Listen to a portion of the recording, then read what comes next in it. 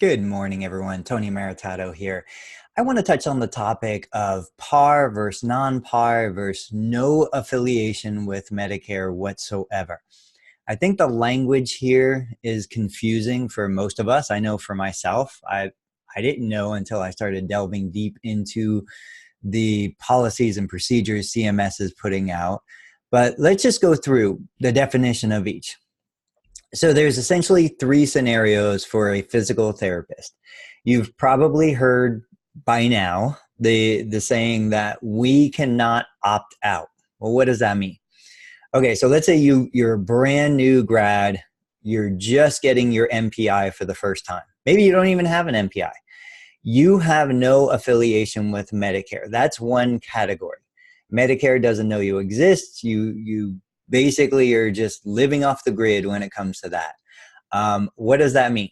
That means that you are unable to submit a claim to Medicare for covered services. If you are unaffiliated, if you've never submitted an application for credentialing with Medicare, you're not par, you're not non-par. Okay, so that's really important to make that distinction. Non-par is not the same as unaffiliated. Non-par is still credentialed, still has obligations and responsibilities. Unaffiliated means you have no way to submit that claim for covered service, which means you are legally not allowed to treat or work with a Medicare beneficiary because you can't submit that claim. Okay, so as an unaffiliated therapist, you may provide non-covered services, and that's a whole separate video and lecture, but you're not allowed to provide covered services to a Medicare beneficiary because you are unable to submit the claim. Now, let me show you. I'm going to jump into my screen because I hate to speak without visual references. So if you go to CMS, Chapter 15, PDF, Medicare Benefit Policy Manual. So this is updated February 1st, 2019. Scroll down to section 40. This is where they talk about a opt-out. Who can opt out? Who cannot opt out? Physical therapists may not opt out. You may still be unaffiliated, but you're not opt out. I hope that, I mean, it's as clear as mud, I know. And the main thing here is if you scroll down, I don't remember the exact section, you'll find the rules on the mandatory claim submission. Let me see if I can just do a quick. Right here, section 40.33, mandatory claim submission. This is where it explains if you're providing covered services, you are federally required by law to submit a claim to Medicare. If you have no affiliation with Medicare, you cannot submit that claim. You're not in their system, hence it's illegal to provide covered services. Okay, let's move past that. So that was number one, unaffiliated. Now we get into par or non-par. And there's several articles. If you just, look up, like this is from one of the Medicare Max, par versus non-par. I'm going to zoom in here so you guys can see it a little better. It'll take you through, like what the criteria is. So par, agrees to accept the Medicare-approved amount as payment in full. Non-par is going to be reimbursed here 5% less than par, but you're allowed to charge the patient 15% above the reimbursed amount. And there's certain states that might limit that, but the idea is if you go to the Medicare physician, let me look it up here, provider fee schedule, and I want to show you guys where you can find the limiting charge. So let's start a search, and I'm just going to do a little quickie here from my state, Ohio. So 2019, you can look at previous fee schedules if you want, pricing information. You could do a range of CPT codes. I like to find its specific locality. And so like I might do 97162, 97110, 97140.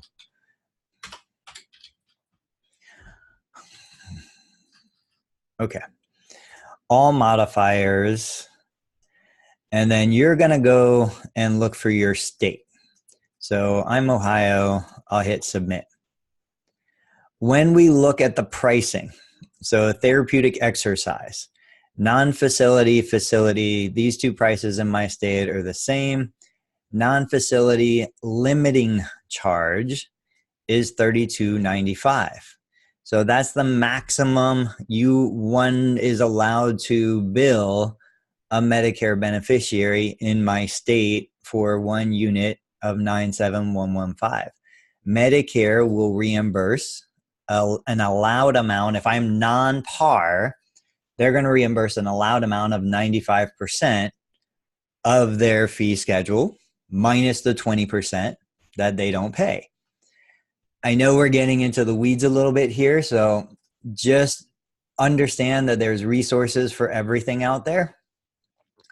Go to a CMS website. Don't just look for, any random web page, just like any clinical research. You want to go to the source. But what's interesting, and I don't think enough people understand, so par and non-par, in both cases, you have to apply and get credentialed with Medicare. When you submit your Medicare application, you may choose to be par or non-par. And basically, you're non-par by default unless you submit the CMS 460 application requesting to be par. You can do that through PCOS. You can do it on paper. There's a limited window of time when you're able to do that. You can switch your par, non-par status at the end of the year. But the idea is that you're non-par by default once you submit your Medicare application, your 855I.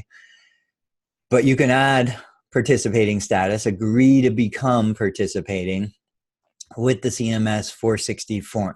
Okay, and so the difference is, one more time, between par and non-par. In both cases, you must submit the claims. There are therapists who believe if I'm non-par, I don't have to submit a claim. I can give my patient a super bill. No, you always have to submit claims to Medicare, to CMS, to your MAC. The big difference with non-par is that you might not agree to accept assignment, right? When you look at the CMS 460, so this is the application to be par, you agree to accept assignment. Accepting assignment essentially states that you will not bill the patient for anything outside, I'm looking for it here, the deductible and the coinsurance. And the, Medicare allowed amount is going to be what you saw under the non-facility. This is the maximum allowed amount. You cannot bill the extra 15%.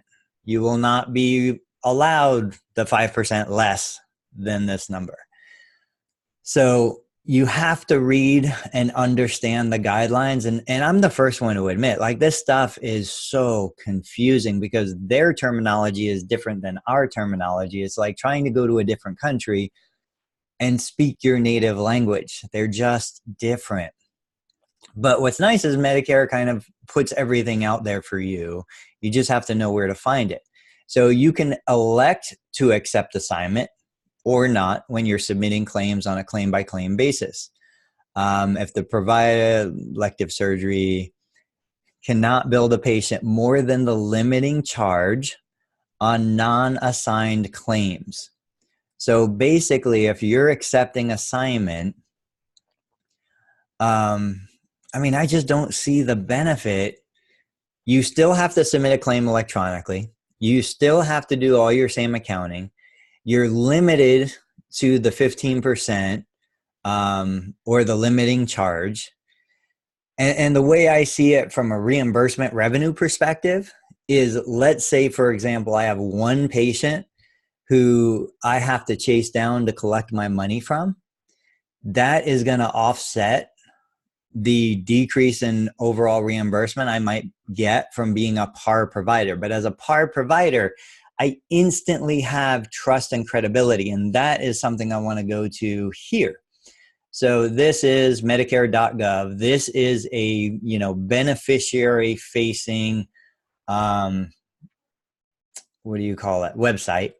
So it is under Part A, lower cost with assignment, but I just want you to see the words and see the message that the payers are putting out there. So lower cost with assignment. Assignment means that your doctor, provider, supplier is required by law to accept the Medicare-approved amount as full payment. Okay, so once they start throwing law in their verbiage, in their copy, it starts to get very kind of threatening and defensive. Most doctors, providers accept assignment, but you should always check to make sure. This instantly builds distrust. Participating providers have signed an agreement to accept Medicare. What happens if your doctor accepts assignments? Your out-of-pocket costs may be less. Okay.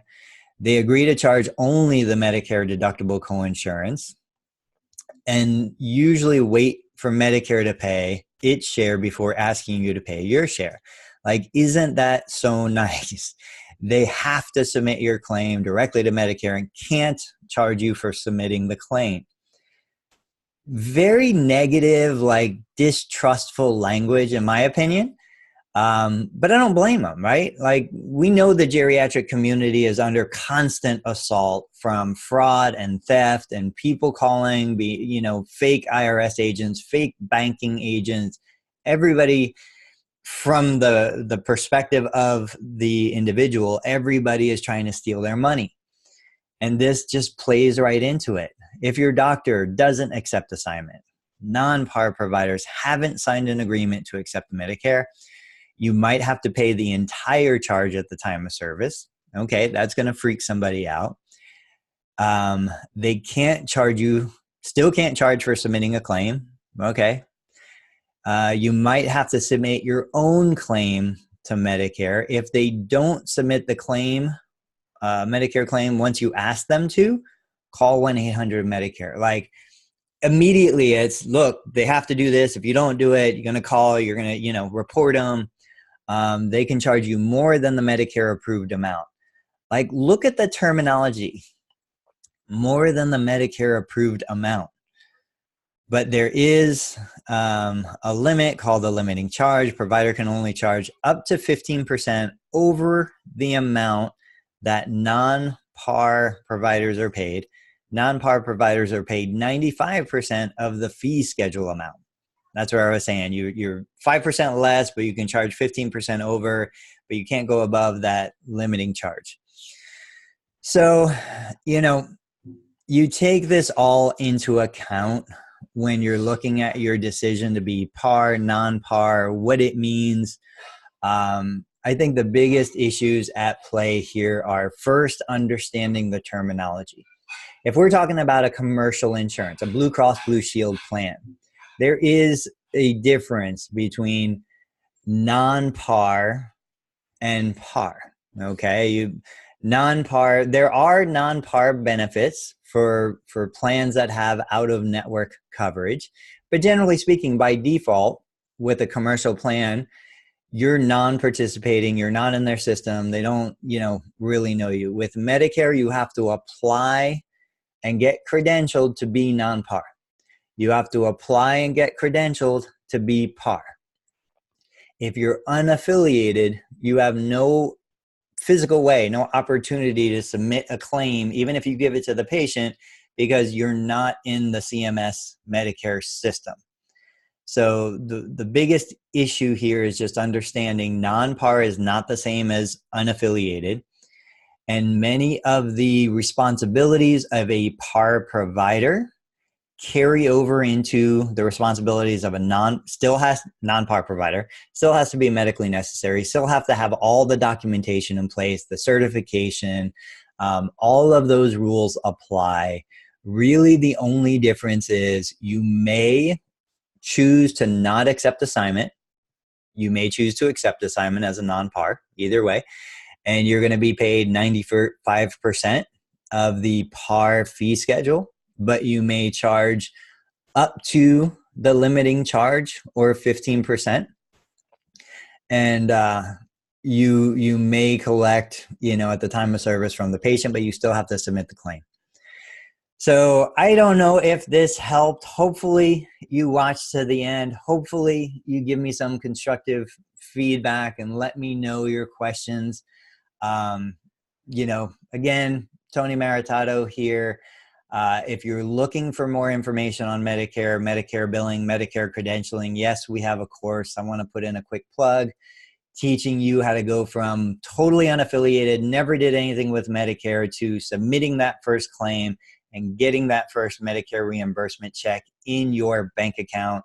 The course is still $299. It's a 6-week course. There's 6 live sessions that we do on Zoom.